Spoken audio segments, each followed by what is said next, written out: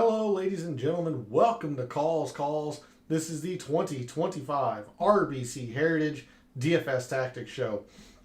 Per usual, on a Wednesday evening, we're going to take a look at the projected ownerships, take our final look at the forecast, and of course, figure out the players that we're wanting to put in our lineups for the RBC Heritage, a signature event, a no-cut event this week at Harbor Town. We have a lot to cover. Let's get into it. All statistics provided tonight and every night are from FantasyNational.com. It is the best golf analytic tool out there for your money. Go check out FantasyNational.com. You will not regret it. In the description of the video, there are links to all the social media. First off, my X and Instagram, where normally I post research every Monday regarding the tournament of the week. Didn't get to anything this week for either the Corrales or the RBC Heritage. But normally, if you want to see the weekly research that I put out over on social media, give me a follow at your preferred social media site. X is also where I place my weekly betting cards and top player usage in the DFS contests I play. That comes out every Wednesday after the DFS Tactics show, so that'll be out right after the show this evening. You want to see the players that I'm wagering, guys I'm using most often. It is a big card this week since it is a double tournament week. So if you want to see that info, give me a follow over at X. And then make sure you're following Gabe over on social media. His handle is in the description. He writes a great article called The Fringe. And by following him, you're going to be able to see our detailed write-ups for the picks selection that we cover at the end of every Wednesday night's show. So while we go through it pretty quickly here on calls, if you want to see our thought process and reasoning behind why we're picking the players we do, make sure you're following him over on X. And then subscribe to that article that I mentioned. It really is a great way to start your week of preparation. And then lastly, we're live. Chat's open. Want to hear from you all. I see a couple of you in chat, so I'll get to you momentarily. I do have a poll question based on the Masters last week, so I would appreciate your input on that. So please answer that and put your thoughts in the chat as well. Who do you like this week? Who's your winner? Who are you staying away from? Who you may be pivoting to?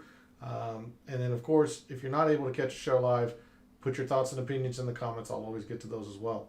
So let's get into it. Let's figure out our strategies and our tactics for the 2025 RBC Heritage. And we are going to start as we normally do on a Wednesday evening over at the Super Forecast at Windfinder.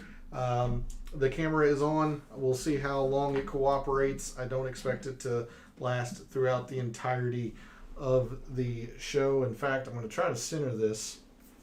Good evening, Phil. Thanks for jumping in chat. Very much appreciated.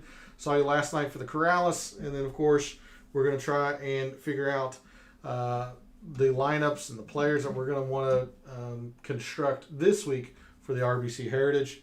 I'm debating, should I lower my percent on rye? I'm 30% right now. We'll get into that, of course, throughout the evening, but feel free to keep the questions coming. I'm going to be telling you right now I am much lower on that because he is pretty popular. So I'm taking quite a contrarian approach this week with a lot of players. Let me post this poll question real quick.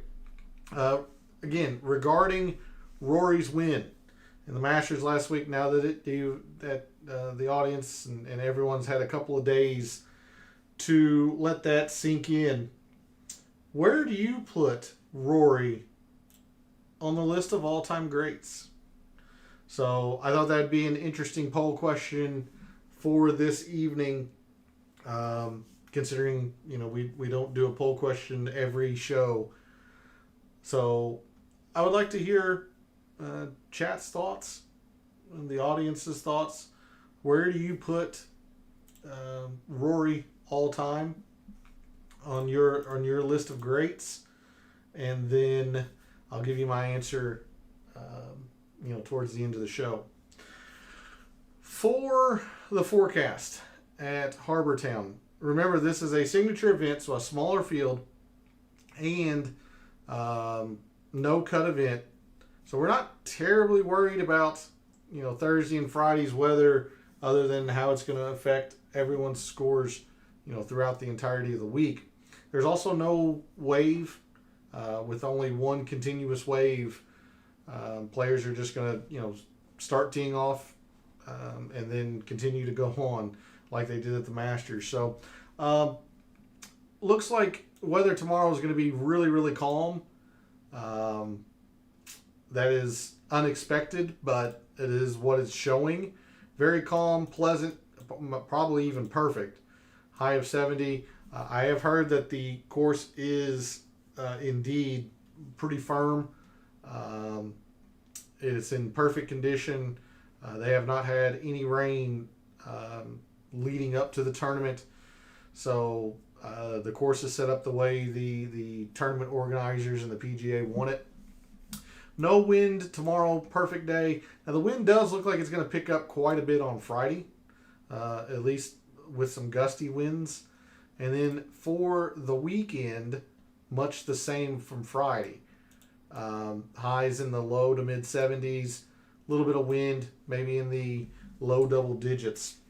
So I don't think this is going to deter or change my opinion that I think this is going to probably play pretty easy, considering the best players on the PGA Tour, minus a couple exceptions, are here. Good evening, P. Thanks for jumping in chat. Very much appreciated. Hopefully you had a good Masters. I hope you stayed away from every single suggestion I gave and did your own. Played all the Rory, played all the Justin Rose. I stayed away from Sepp Straka and Kevin Yu and all that. But hopefully you've had a good week, and hopefully you're ready for a double tournament week with the Corrales and the RBC Heritage. It's good to see you in chat this evening. So there's a look at the forecast.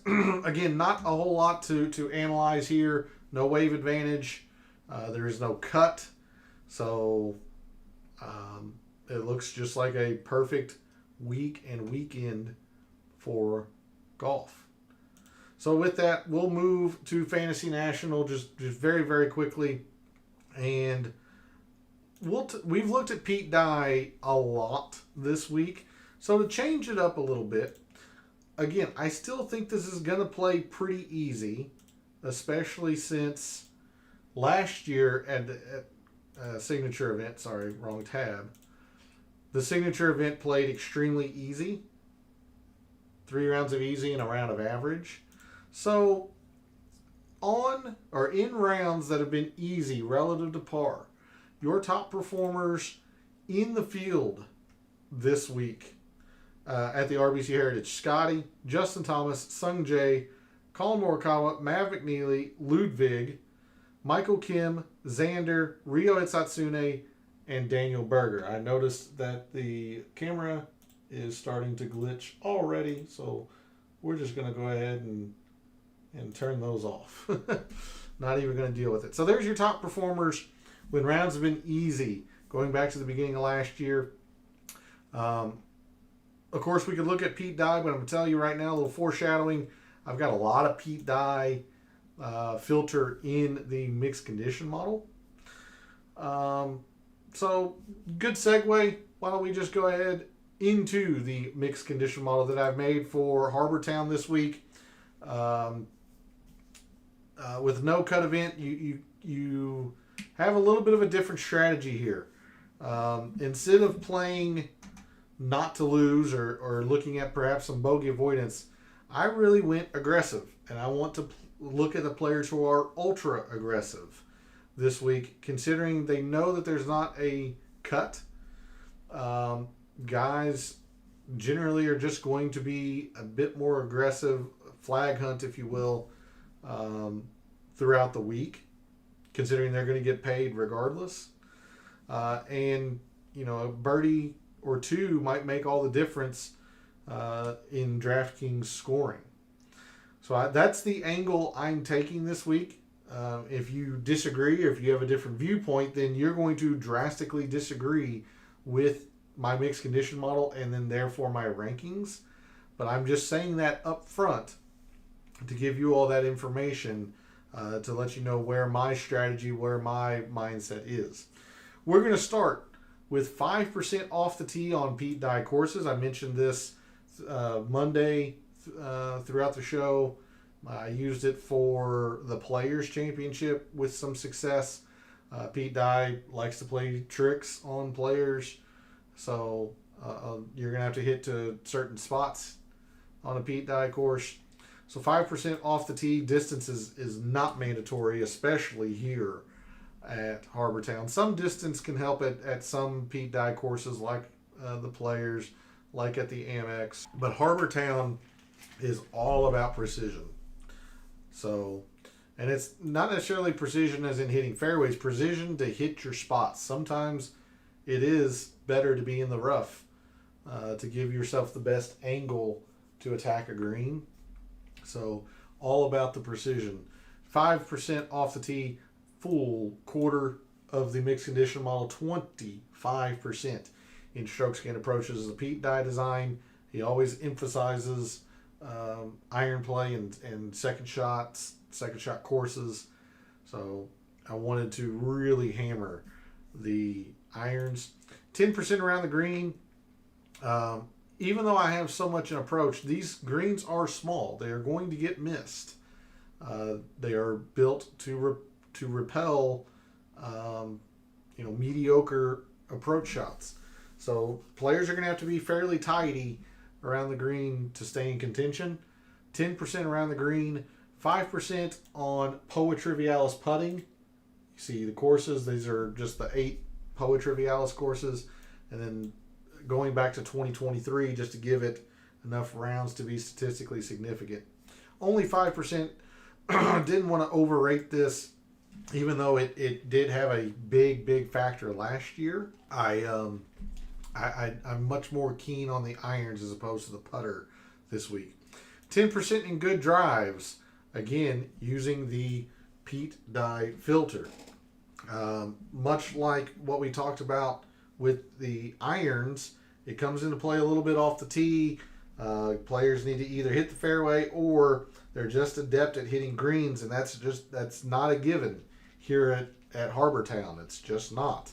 On a combination of Pete Dye and the size of the greens, it's players that are going to be very good with their irons are going to do very well here. So 10% good drives, 15% in opportunities gained. It's not enough just to hit these greens, although kind of by definition, if you hit the green, it's an opportunity since they're so small. But I really, again, wanted to emphasize the players that are going to be aggressive, that they're going to go after flags, try to get the ball as close as possible.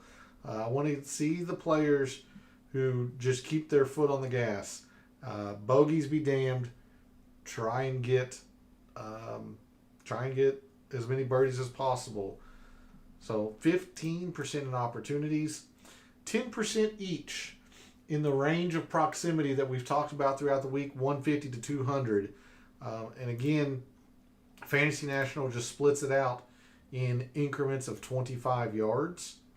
But the majority of approach shots here, almost 50%, more like 40, 45, 46% come from 150 to 200. So really emphasizing this range, especially since there are a lot of forced layups on the course, a lot of dog legs. So players aren't going to be having a lot of wedges in. They're still going to have, mid irons.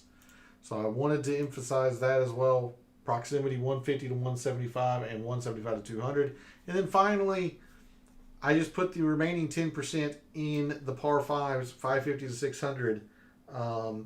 This is the only range of par 5s on the scorecard. There are basically all ranges on the par 4s. Par 3s have a few. Par 3s really haven't contributed a lot in the past, while the par 5s have. So that's why the 10% was placed there. There's a look at the mixed condition model. Again, I am of the mindset I'm looking for the birdie getters, the guys that are ultra aggressive. So, if you are of a different mindset, if you don't think it's going to be easy like that, then we're going to be quite different this week, and that's fine. It's just how I'm viewing it, how I'm seeing it, especially with a no-cut event.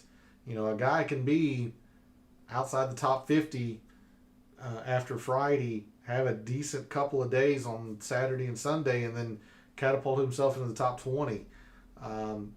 So, bad putters, I'm not really all that worried about this week. It's all really about the irons. So with that, we'll move to Microsoft Excel, the reveal of my rankings, and for your information, if you're a new viewer, and then as a reminder to returning viewers, my rankings are based on 3 criteria. The FNGC rank, which is a numerical ranking spit out from Fantasy National, based on the mixed condition model that we just went over, metrics and filters in them. Fantasy National will give a player a ranking in the field. Course value is an attempt at giving a player a numerical value at how well they've played that course. Normally it's the past 5 years. This is the past 4 years because Harbor Town was moved on the schedule in 2020 because 2020 was a ridiculous year. So only past 4 years in this specific regard. And again, the lower the number, the better. You see Scotty, the defending champion, has generally played well here. Cantley also has a very low value, meaning he's played very well here. And then the last thing is projected ownership. These are from Gabe. These are part of his deluxe spreadsheet and article that he types up every week. And that's one of the benefits to subscribing to his article. So I cannot recommend it enough that you go do that. But we are playing DFS, projected ownership. We're trying to find unique options off of our fellow contestants. So projected ownerships also factor in to my rankings. My rankings for the RBC Heritage this week are a little off on what I would consider my true top 10, but we'll go into that. Scotty, my number 1 player, probably no surprise, especially with no Rory here, defending champion. Scotty number 1, Colin Morikawa 2nd, Shane Lowry 3rd. Really don't agree with this. Justin Thomas 4th, Corey Connors rounds out my top 5. Brian Harmon, Sepp Straka, Russell Henley, Patrick Cantlay, and Tommy Fleetwood round out the top 10. Again, probably no real surprise at who the top 10 are. The cheapest being Brian Harmon. You can understand why he rises because he has just been so good at the RBC Heritage in years past. Also in decent form. He made the cut at the Masters, which doesn't happen for Brian Harmon very often. He won the week before that, so he's been playing really well, and he's very unique compared to the others around him. So he's rising, although he did rate 10th just by the numbers. The only one that falls out of the top 10 from a numerical standpoint or analytic standpoint is Tom Hoge. He was 7th. He hasn't had the best course history here. He's had 2 top 25s and 2 missed cuts. So he's quite boom or bust. So he's falling a little bit because his course value is pretty significantly worse than all of these others. He's also probably middling in terms of ownership, which we'll get into when we go through the price board. But he's the only one that falls outside of the top 10 when you factor in course value and ownership. So here's a look at my rankings. Enough rambling. Let's sort on the price board, see where the community at large seems to be gravitating, and then perhaps we can find some pivots off of the chalk. So in the 5 digits, in the 10Ks, we have 6 players. Scotty at 13-1, just an enormous price tag this week. Ludwig at 11,000, Colin Morikawa at 10.9, Xander at 10.4, Justin Thomas at 10.2, Patrick Cantlay at 10,000 even. I know you've asked all week, Phil, about Justin Thomas. You've asked whether you can fade him. And I'm going to tell you right now, I'm pretty much in your camp. I'm fading Justin Thomas. Having said that, I'll play him once or twice because I play so many lineups. But there's really two players in the 5 digits, two players in the 10Ks that I'm going to a lot. And that's Scotty and that's Xander. And I know Xander is second worst among my true rankings, being outside my top 15. But he is kind of a pivot. He's a big pivot off of Morikawa and off of Cantlay. I was mentioning all week, Phil, how I thought Justin Thomas might be the most unique in the 10Ks. It doesn't seem to be the case. Actually, Ludwig is the biggest pivot in the 5 digits. I think a part of that probably has to do with his price tag being in the 11,000s. Surprised Xander didn't make a charge at the Masters. You do realize he finished top 10, right? I mean, he might not have made what you call a traditional charge, but he played extremely well at the Masters. And he's played well the past 2 or 3 tournaments. 2, to be exact. But he finished 8th. He finished top 10. He's getting healthy. And we've talked about that now for a while. We mentioned at the Valspar how, admittedly, I was nowhere near Xander at the Valspar coming off the bad players, the API. I wanted to see some form of health. He goes and gains 11 at the Valspar, which, isn't sustainable. That's all world, probably best player of all time type numbers.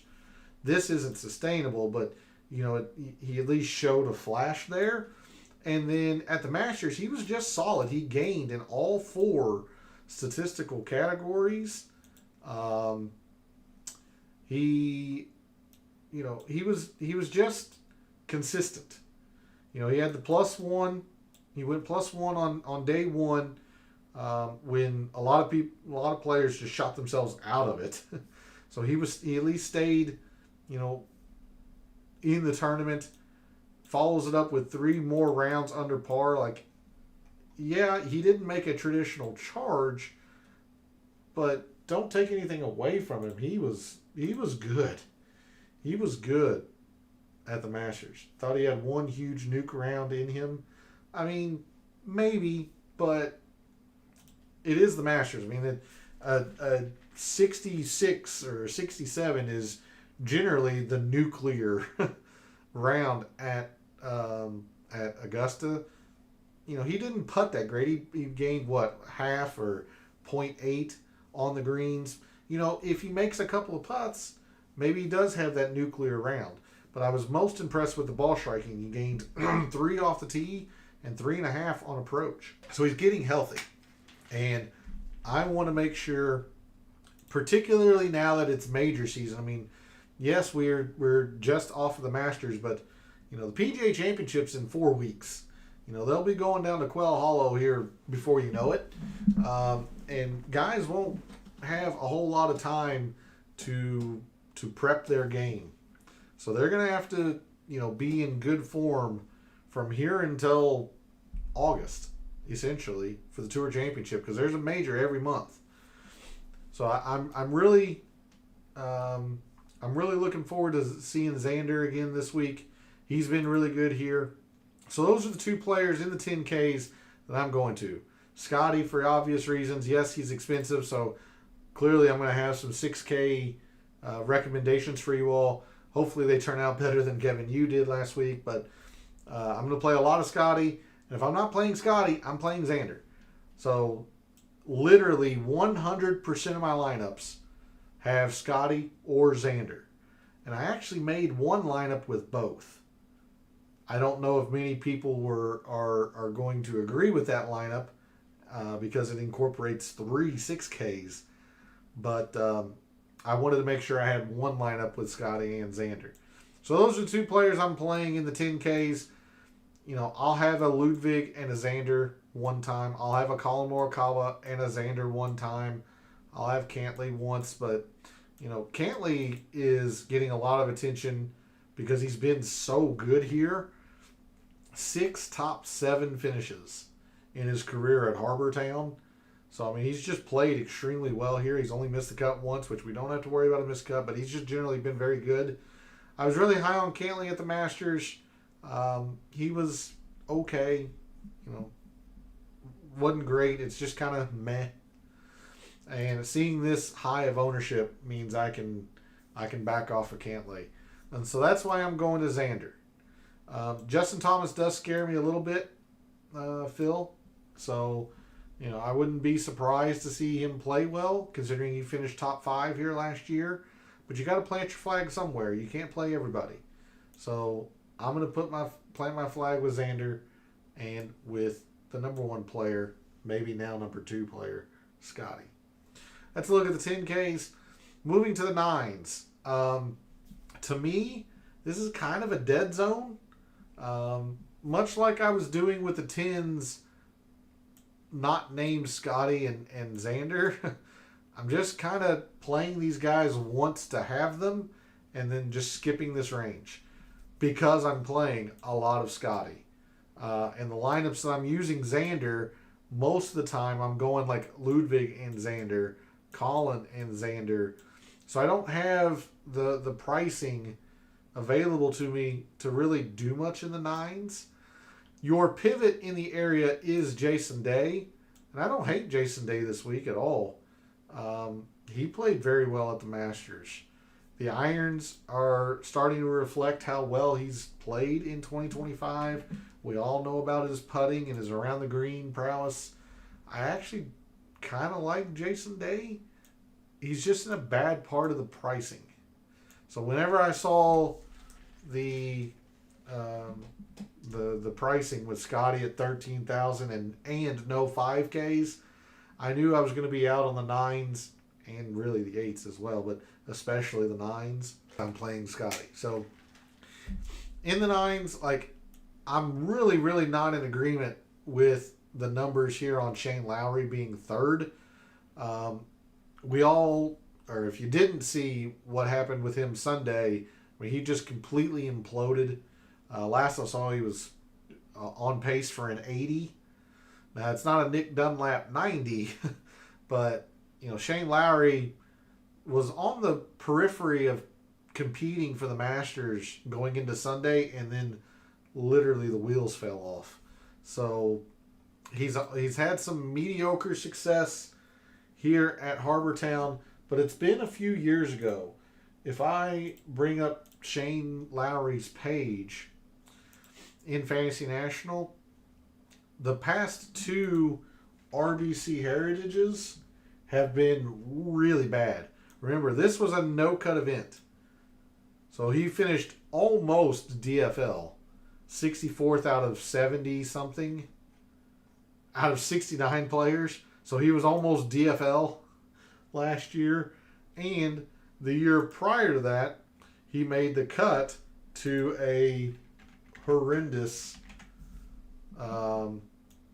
clunker of a made cut. Yes, he has 3 top 10s, including 2 top 5s in the past. But again, those are years prior. He's also lost a bunch on these greens the past couple of years. He's not in good form with the putter right now. So, I can't get there with Shane. And that's why I am really not, I'm not high on him at all. I'm not going to play him at all. Not playing a whole lot of people in the 10s. Or, in the 9s. Because I'm playing Scotty. If I had to pick maybe a guy or two to go on, like I said, I would go to Jason Day, especially because he's got all of this uniqueness here. Connors and Henley I want to like, but man, they are getting a whole lot of attention.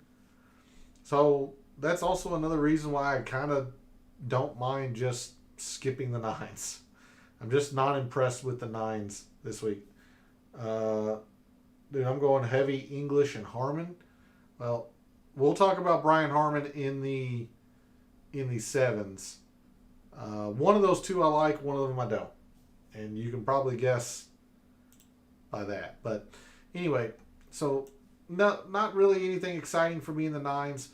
Going down to the eights, much like the nines, this is kind of a dead zone. Depending on your risk averseness to using like double sixes. If you play Scotty, you can probably get away with playing an 8K guy if you're willing to do double sixes. A lot of people aren't, so that's why I don't usually do stuff like that. But yes, Daniel Berger is about the fourth most projected owned player on the slate. He's been playing really well lately. I don't hate it, but this is some astronomical ownership on Berger. And this is why for the past probably month I've said, in DFS I'll just stay away most of the time, and let people overpay on that ownership. I do think Daniel Berger is going to win fairly soon. So I would much rather target Daniel Berger in the outright market as opposed to DFS. This ownership is hideous. He is clearly the play of the majority of people in the 8Ks. Even though Sepp Straka really burned me last week, I will make sure to use him once in a lineup this week. He's just been too good in 2025 just to fall off a cliff like he did at the Masters. I don't think he's going to disappear all of a sudden. So I will make sure to use him once, but he's definitely not core like he was for me last week. Sungjae, kind of interesting as well. I believe it's you, Phil, that has been really high on Sungjae in weeks past. Coming off an impressive Masters in his own right. I think he top 10'd.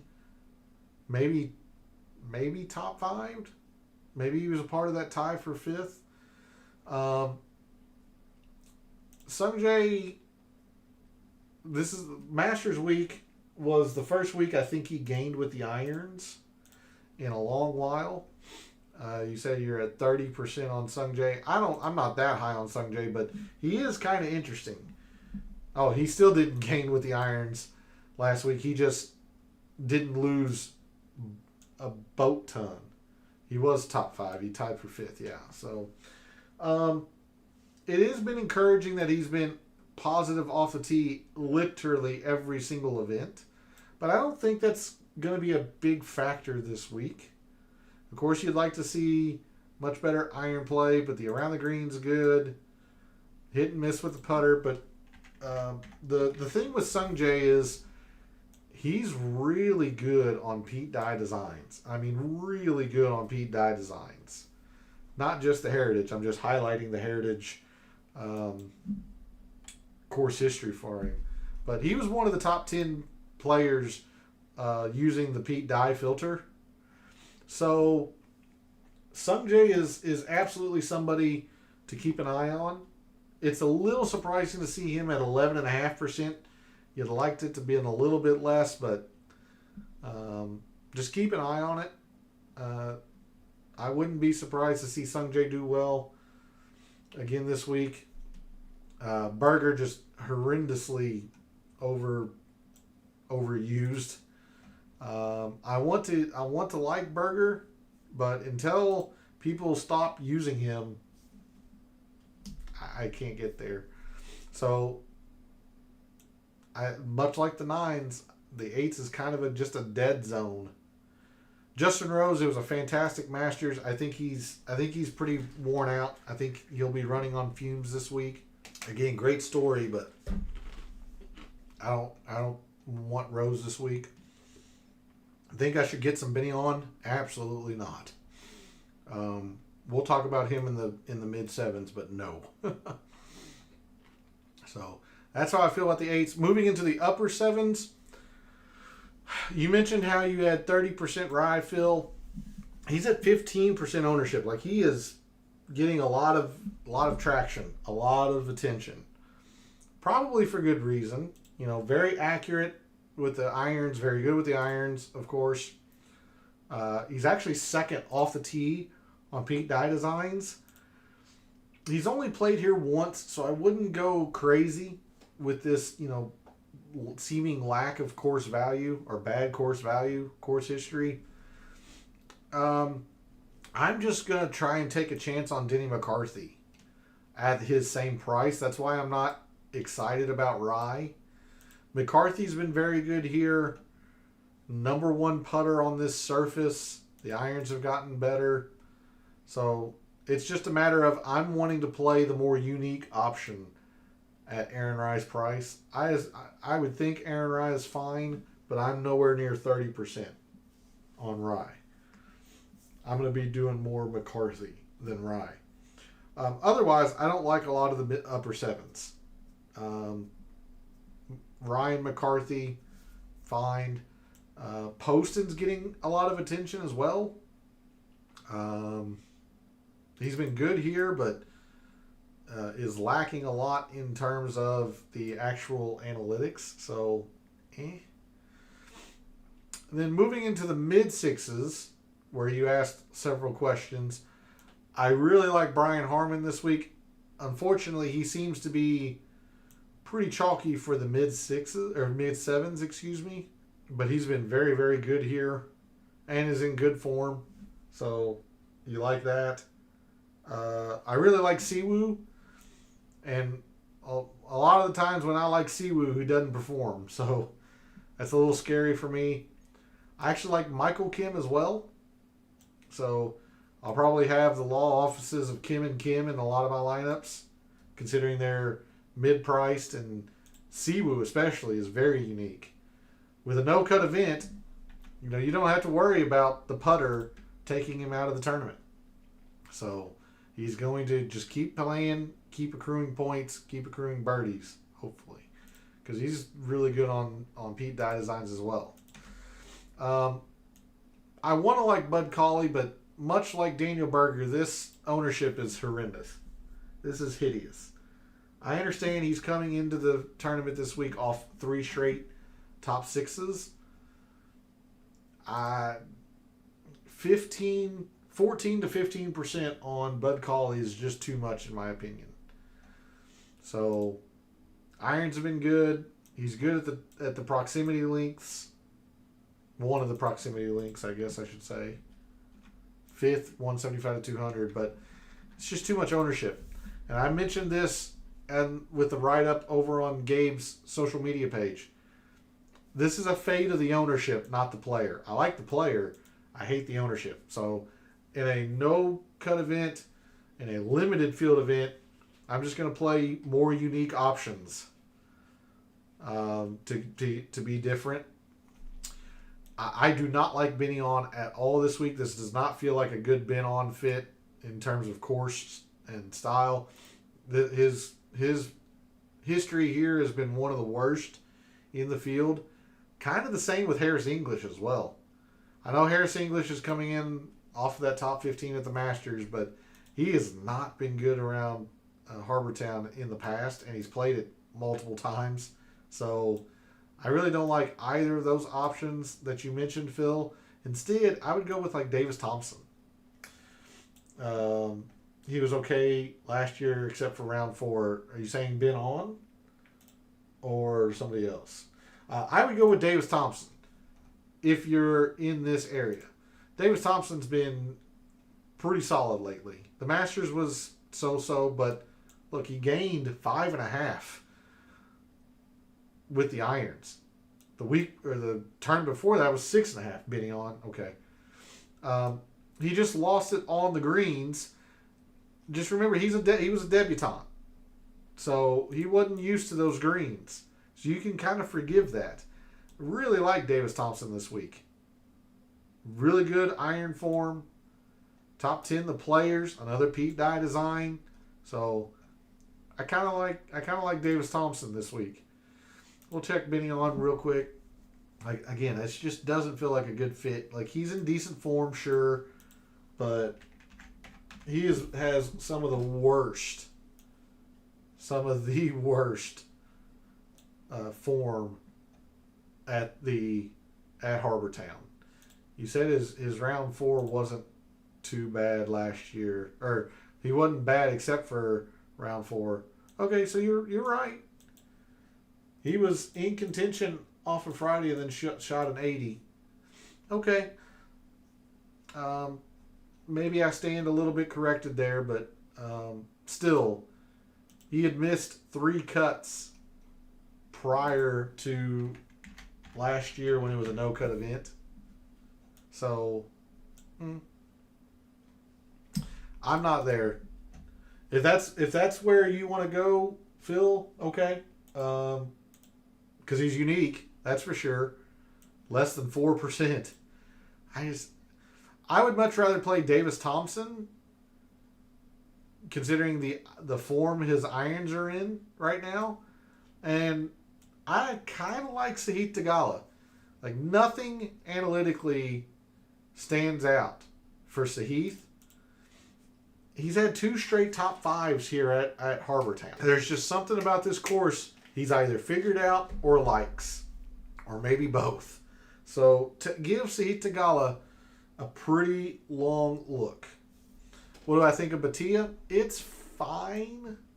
You know, I used him a little bit last week at the Masters. He was ho-hum. He hadn't been the greatest around Harbor Town. I'm much higher on like Harmon and Siwoo, particularly Siwoo, because he's just so unique. Even Michael Kim, that I kind of just passed up Batia, but I think it's fine. I like Batia the most of the guys you've mentioned, like Ben On, Harris English. I like Batia the most of those.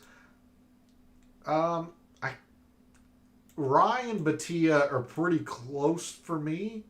I still think I would lean Rye, but that is, a couple of $100 more. So if you're really trying to squeeze the most, or get the most salary in your lineup, probably would go with Rye, all other things being equal. But I don't hate Batia. I'm just really high on Harmon, Siwoo. I'm going to play some Davis Thompson. So I kind of just skipped over Batia because I just went one line lower with Harmon most of the time. And then in the low 7s, again, I guess technically Sahith is low 7s, but there's really only one player I'm kind of looking at the low 7s, and that's Tom Hoge. I understand he's the chalk for the area. It's fine. Great with the irons. Number 1 opportunities. He actually putts Poa Trivialis okay. The only bad thing about Tom Hoge is if this does become a lot more difficult and the around the green plays, he's not very good around the green. But I'm going to play way too much of Tom Hoge because it's really the only guy in the low 7s that I really like.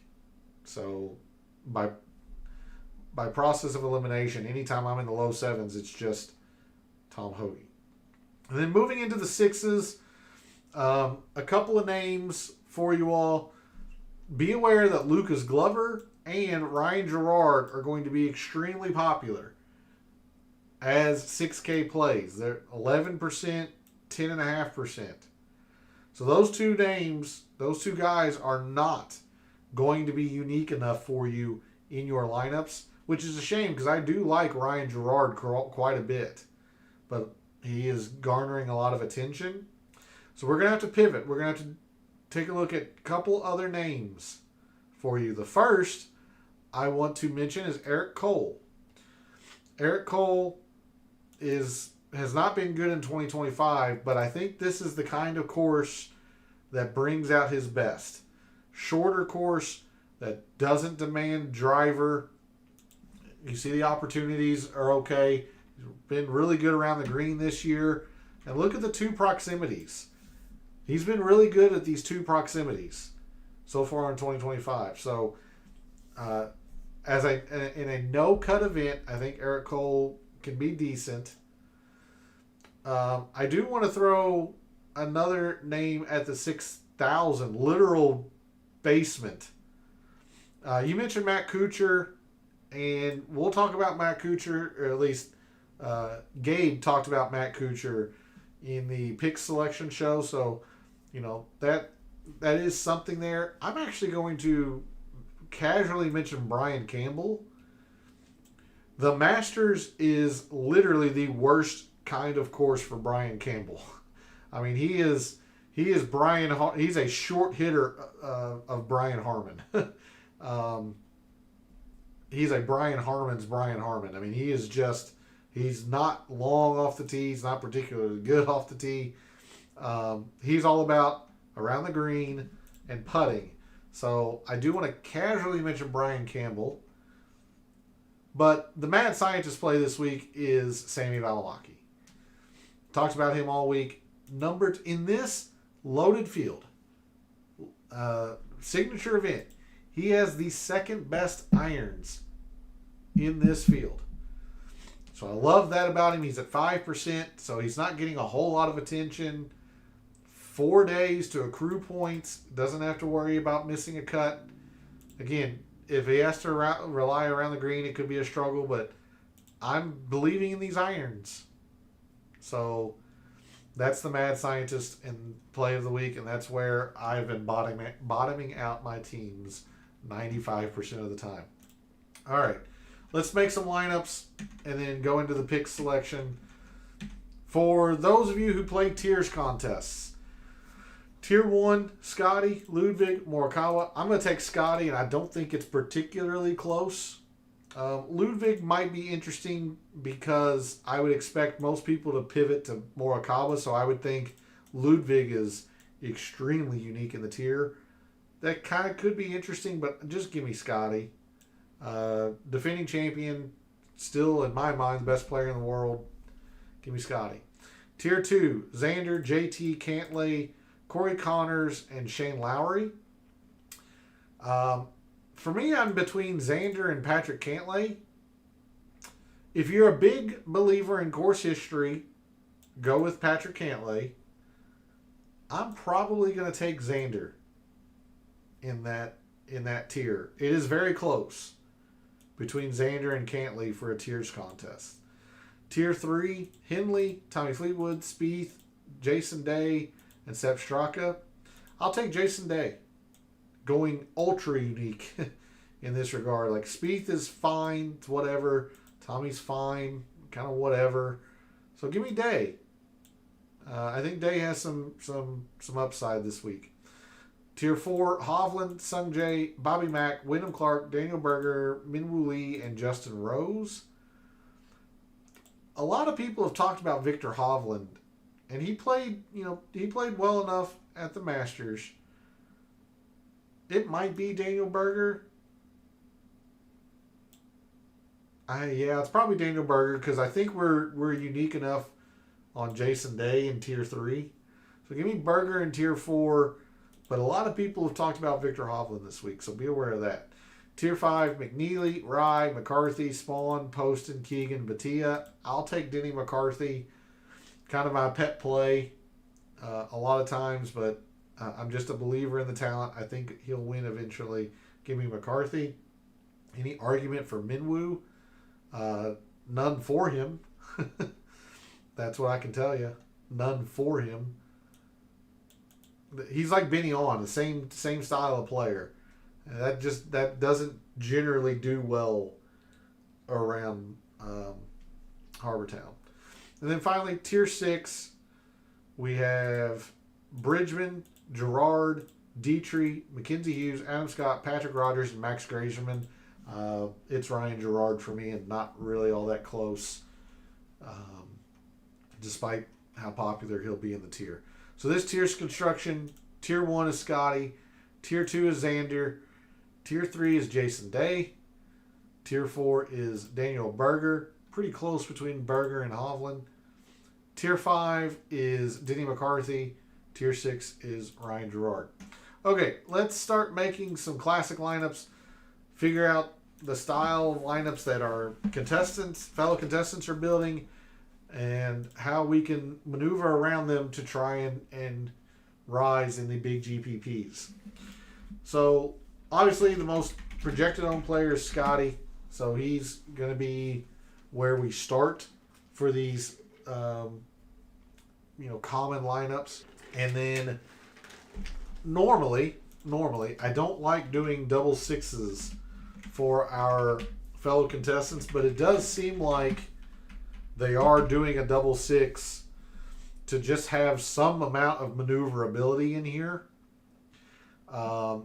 because that way they can come up to a Bud Cauley, who's getting a lot of attention, and then at 8,000 per, Aaron Rife certainly fits into this.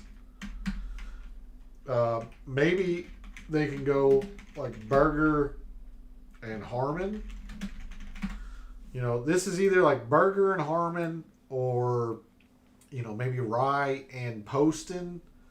That's about the same amount of total ownership, but you're looking at close to 100% cumulative ownership. That doesn't sound so bad for these limited field events, but it's still pretty darn chalky.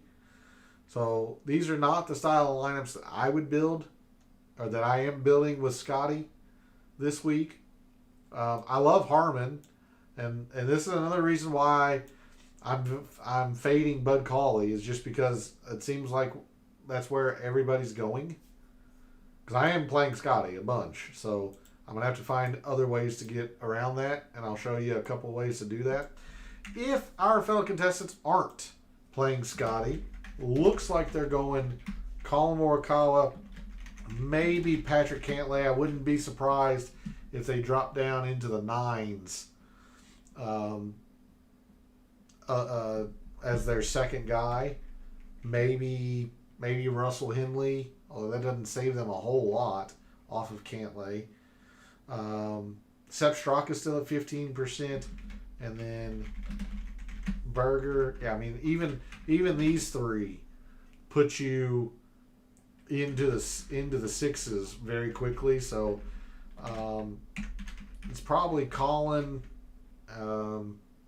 Hey, Easy, thanks for jumping in chat. Very much appreciated. First time here. Well, I really appreciate you jumping into chat and checking out the show. Welcome. Feel free to ask whatever question that you can. This is generally towards the end of the show, so I won't be live too much longer, but it is good to see you this evening. Feel free to put your opinion on the poll question. What do you think of, or how'd you fare with the Masters?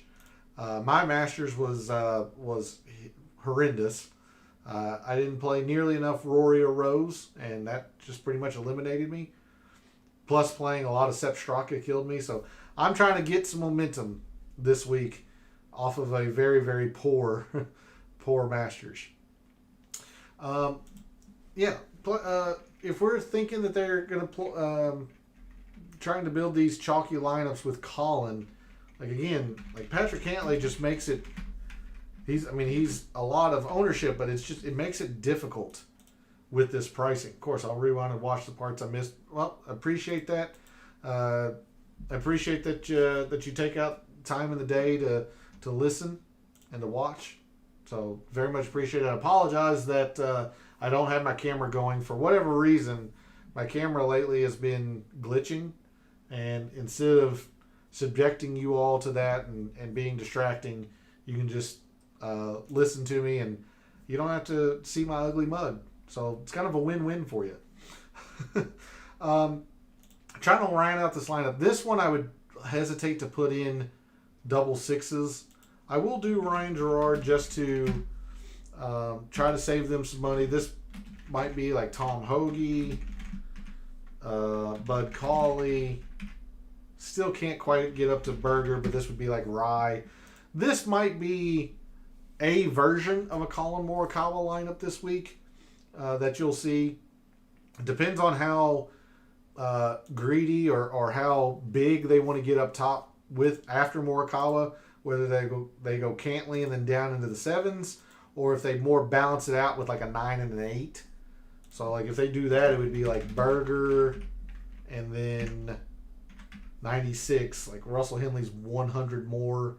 I don't think Lowry gets all that much. This might be like Tommy. Still hovering in that 95 to 100% cumulative ownership. Like, it's still going to be a popular and chalky lineup. Masters was really tough to me as well. Henley really hurt. Overall, PGA DFS has been good. Well, that's very good. I mean, other than the obvious of last week. My Valero was pretty solid. And then the week before that at Houston, I had the Minwoo outright. So I did have some momentum before the Masters. So I'm going to try and rekindle that momentum. And it's a good week to do it. It's a double tournament week. I know most eyes are going to be on the RBC Heritage, but there is a lot of value in those alternate field events, like the Corrales, like Puerto Rico. There's a lot of value to be had if you're willing to put in the research and look at that. And so, if you're interested, I did a full show for the Corrales last night. It should be on the channel. So, how are we going to combat these seemingly chalky lineups? Well, I told you literally 100% of my lineups are having Scotty or Xander.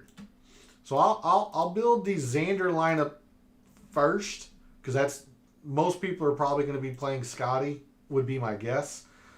So I don't mind starting a team with Xander, but really I would do something like Morikawa and Xander, or Xander and JT, Xander and Cantlay. If I wanted to get into the 9s and 8s, then I would start with the Xander.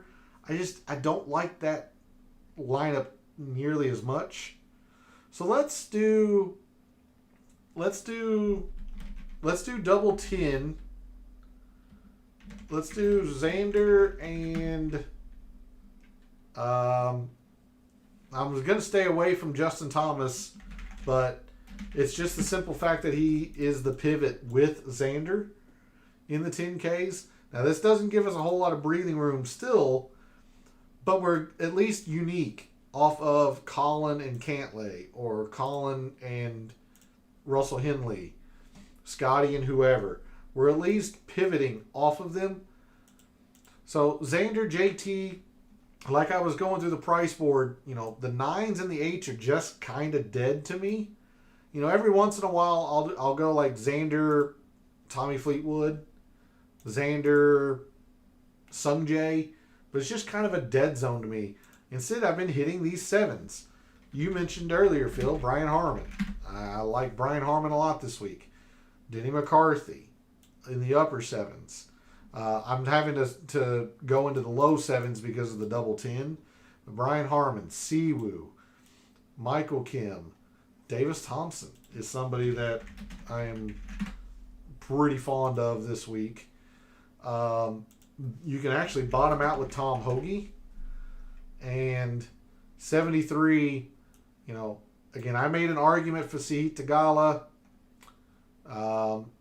Instead of Davis Thompson 74, like that's the troubling or difficult thing about building these kinds of lineups, is that you really have to hammer a lot in the low 7s. Like, yeah, for you, Phil, you might want to do a Benny On. I'm not there, but Benny On would fit into this style of lineup. You asked about Harris English. I'm not particularly high on either one of those guys, but this is the style of lineup I would put them in. Hoagie. In fact, if you want to get pretty unique, you can go like Tom Hoagie, then drop down to the 6Ks and leave quite a bit of money on the table. You're going to be unique by doing that. Let's say Gerard. Even though he's chalky for the 6Ks, I'm just a big believer in Gerard this week. Like, even with one of the chalkier options in the 6s, chalky for his price range, Tom Hoagie, you're still well within that 60 to 80% that we shoot for, because you're getting you're going to pivots up top with Xander and JT. So these are the style of lineups, if I'm not playing Scotty, that I've been doing. Xander JT, Xander Cantlay, Morikawa, and Xander, things of that nature. Like you can actually go Xander and Colin in this same exact lineup, and you're still well within your price range. You lose a lot of that uniqueness. That's why I was highlighting the Xander and Justin Thomas. Otherwise, if you're playing Scotty, these are the style of lineups I've been building. I gave you a couple of names in the sixes. Certainly Ryan Gerard is somebody I will be using, despite the fact that he's popular down here. But again, the mad scientist play this week is Sammy Valimaki. I'm going to play way too much Sammy Valimaki, just like I played way too much Kevin Yu last week. So, you've been warned, but I really like where Sammy Valimaki's irons are at the moment. I'm not worried about a cut. So, Sammy Valimaki. And then somebody I didn't even mention, but we talked about him Monday night, Phil, is Ryo Itsatsune. I don't mind throwing into a lineup. Again, I play multiple lineups, so I'm afforded the luxury of throwing a guy in randomly. But, you're willing to play Ryo Itsatsune and Sammy Valimaki. Look at this price savings you're getting. Like, with Scotty now, you could probably go into the 9s if you're really wanting to. Or maybe throw in a Sungjae, like you said you're at 30% exposure to, Phil.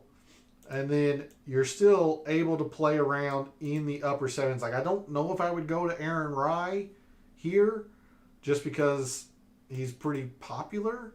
But perhaps Ryo and Sammy is unique enough that you could. Again, at the same price point, I'm going Denny McCarthy.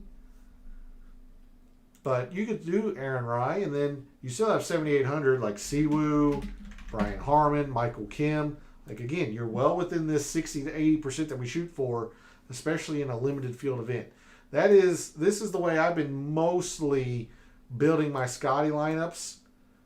I might dabble in 8, but a lot of times I'll start in the 7s and then hammer the mid to low 7s, like Denny, Brian Harmon, Siwoo. And I'm not afraid to use double 6s. Tom Hoagie, like this would be Ryan Gerard, Sammy Valimaki, like leaving some money on the table. These are the style of lineups that I've been doing with Scotty. Bridgman might be a sleeper, is around the green, is pretty good. Didn't talk about Bridgman. Do you know where there he is, 6,700. Rated out literally right in the middle of the field. Very good around the green. I wouldn't get too carried away with this Pete Dye performance. It's only been 1 or 2 tournaments. Good putter. I'm a little worried with the irons, particularly 175 to 200. But I mean, I actually don't mind I would play Bridgman over Ben On and Harris English. I still think I would prefer Rai and Batia for some of the names that you've mentioned, but I don't hate Bridgman. Again, at his same price point, I kind of like Andrew Novak, so I didn't really look at Bridgman, but I don't hate it. The last lineup I want to show you, and again, this is the real mad scientist, real unique lineup. This is going to crash and burn, or it's going to catapult into a huge finish, is the 666K. Because I'm going Scotty and Xander. And then you see, I mean, I have only 6,600 per left. Like, I'm having to slum around in the 6s. So, of course, it's Sammy Valimaki, Eric Cole, who I mentioned. Again, I really like Ryan Gerard, so I will still use him. And then 7,300, take your pick. I'm just a big believer in Tom Hoagie this week. So I've also built a couple of lineups like this, getting Scotty and another 10K. For me, it's Xander, but it could be Scotty and JT. It could be Scotty and Cantlay. And I'm comfortable with doing it this week because there's no cut. Chris Kirk, not really a big believer in, although again, much like Jacob Bridgman, rated out literally right in the middle of the field. He's been good here. Okay. I just wasn't, I don't know, Chris Kirk didn't really jump off the page for me.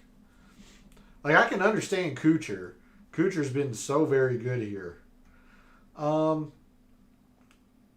Chris Kirk's just kind of suffering from whack-a-mole, or what I call whack-a-mole. Like, again, one tournament he'll lose with the irons, but gain, off the tee and putting. And then, the previous week he was so-so with off the tee, and then he lost it around the green. Like, he hasn't put it all together in 2025. And that's, that shows in his finishes. He has one top 25. That was at the API. I don't know. I'm not really all that excited for Chris Kirk. So, with that, bring us back to Excel just for the moment. But those are the style of lineups that I've been building most often. Let me see if I can, or I shouldn't say most often. This is the mad scientist way to build Scotty lineups. So with that, we're going to go and wrap the show up with the picks selection. And again, I will reiterate that our detailed explanations, sorry, the camera is frozen. There you go.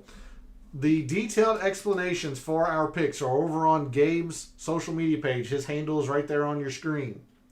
So if you want to see the reasoning behind our selections, I encourage you to go over and check that out, and then go follow him as well, show him some support.